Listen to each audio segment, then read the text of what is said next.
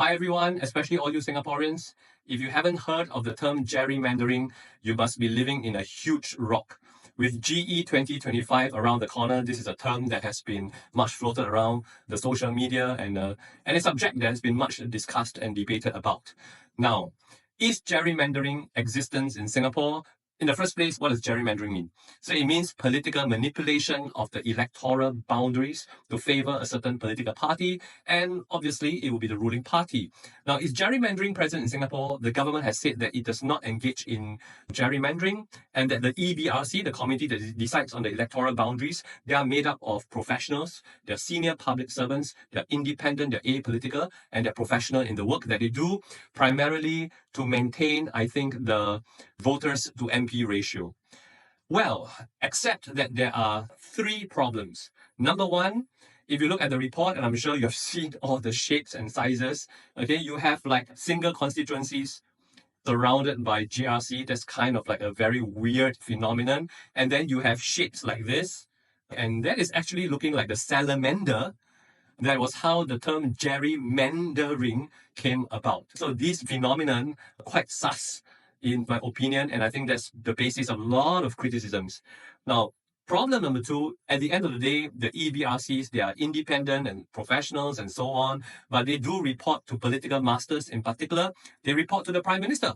And then also in their day-to-day jobs, they report to ministers of law, Minister Shanmugaratnam, and others. And they report to ministers of law and others, right? So how independent can they or will they be? That's a question mark. And the third problem is this. After all the criticisms have come up, all the questions, queries, and so on, I am not aware that the EBRC has actually held a press conference or held a forum to discuss, to clarify, to further explain how they went about making their electoral boundary decisions. I thought that would be a really professional thing to do, right? To be able to explain your decisions and not just like produce a report and kind of like shove it into your face.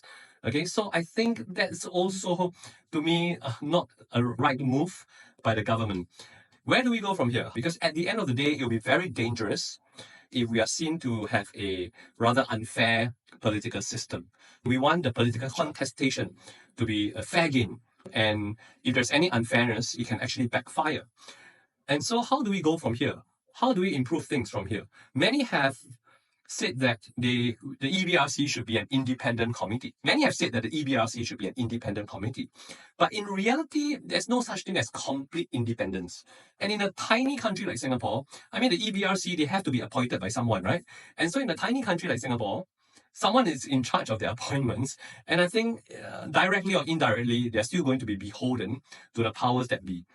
So instead of aspiring to have an independent EBRC, how about we make a slight improvement over the status quo? How about if EBRC reports to the president?